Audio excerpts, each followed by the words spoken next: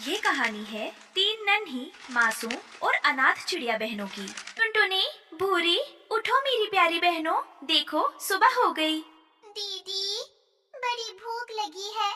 पेट में चूहे कूद रहे हैं।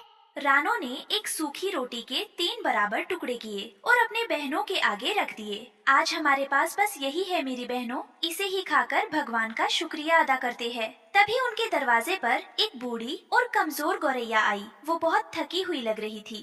बच्चों, क्या थोड़ा पानी और कुछ खाने को मिलेगा? मैं बहुत दूर से उड़कर आ रही हूँ। बहुत भूख लगी है। रानो ने बिना सोचे अपनी रोटी आगे बढ़ा दी। दादी, आप ये खा लो, हमारी भूख तो आपको देखकर ही मिट गई। जीती रहो बच्चियों। भगवान तुम्हारी आत्मा की तरह ही तुम्हारी जिंदगी को भी खूबसूरत बनाए। दोपहर के समय तीनों बहनें जंगल के खेतों की तरफ काम ढूंढने निकल पड़ी। तभी रानो की नजर मिट्टी में दबे एक अजीब से पौधे पर पड़ी, जिस पर एक मुरझाया हुआ फूल लगा था।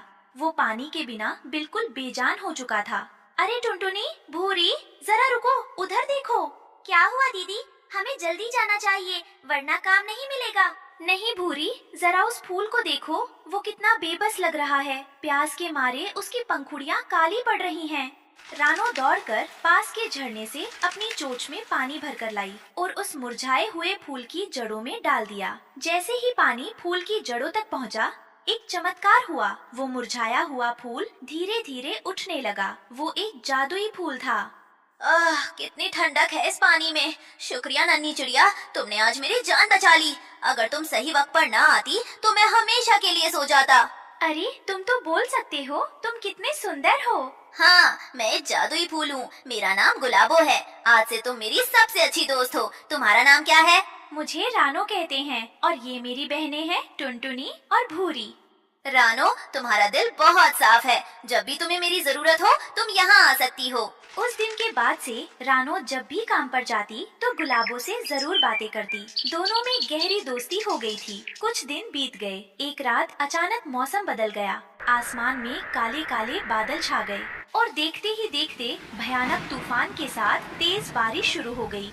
बिजली कड़कने लगी और हवाएं इतनी तेज थीं कि बड़े बड़े पेड़ उखड़ने लगे। दीदी, मुझे बहुत डर लग रहा है। हमारा घर हिल रहा है। डरो मत मेरी बहनों, हिम्मत रखो, ईश्वर सब ठीक करेगा। लेकिन तभी एक जोरदार झोंके के साथ उनकी मिट्टी के घर की छत उड़ गई और दीवारें ढह गईं। तीनों बहनें पूरी तरह भीग गईं और ठंड से कांपने लगीं। वे बेघर हो चुकी थी। हमें किसी से मदद मांगनी होगी, वरना ठंड से हम मर जाएंगे। चलो कालू कौवे के घर चलते हैं। तीनों बहनें उड़ती हुई कालू कौवे के पक्के और बड़े घर के दरवाजे पर पहुंची।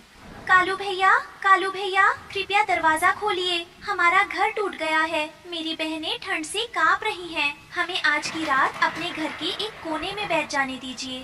भागो यहाँ से। मेरा घर कोई धर्मशाला है क्या? तुम गरीब चिड़ियों को हर वक्त बस मदद चाहिए होती है।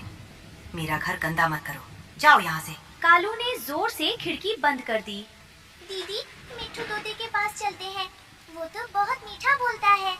वे उड़कर मिट्ठू तोते के आलीशान लकड़ी के घर पहुंची। मिट्ठू अंकल, प्लीज मदद कीजिए, हमें बहुत ठंड लग रही है। अरे भाई, इस आधी रात को क्यों परेशान कर रही हो? मेरे बच्चे सो रहे हैं।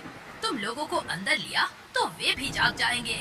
जंगल के किसी भी पक्षी ने उन अनाथ और गरीब चिड़ियों की मदद नहीं की। दीदी, अब हमारा क्या होगा?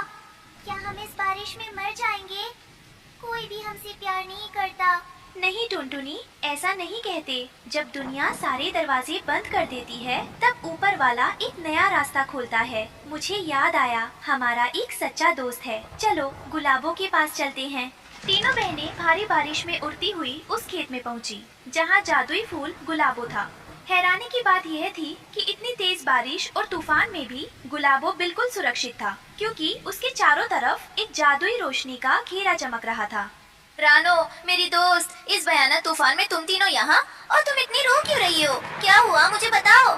गुलाबो, हमारा मिट्टी का घर टूट गया।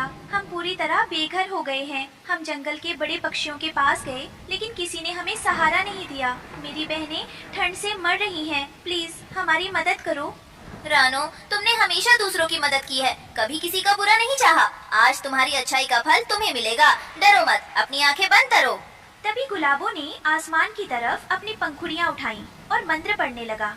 उसके अंदर से सतरंगी रोशनी निकलने लगी। वो रोशनी हवा में तैरती हुई जमीन के एक साफ हिस्से पर जाकर रुक गई। देखते ही देखते मिट्टी में से एक छोटा सा बीज अंकुरित हुआ और वो एक विशाल फूलों के घर में बदल गया। वो फूल इतना बड़ा था कि उसके अंदर एक पूरा घर समा सकता था।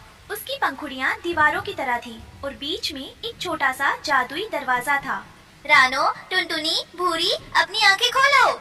जैसे ही तीनों बहनों ने आंखें खोली, वो हैरान रह गईं। उनके सामने दुनिया का सबसे खूबसूरत जादुई फूलों का घर खड़ा था।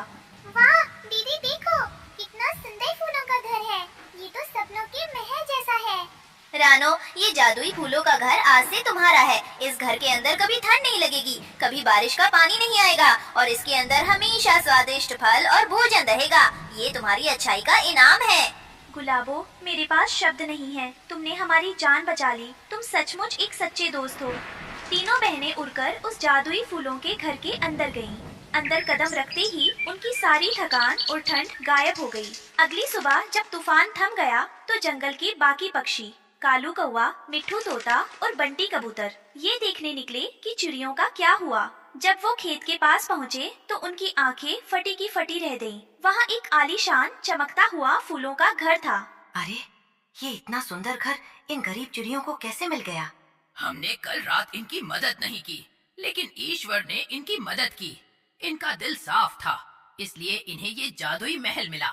कालू कौवा और बाकी पक्षी अपनी गलती पर बहुत शर्मिंदा हुए और बिना कुछ बोले वहाँ से चले गए।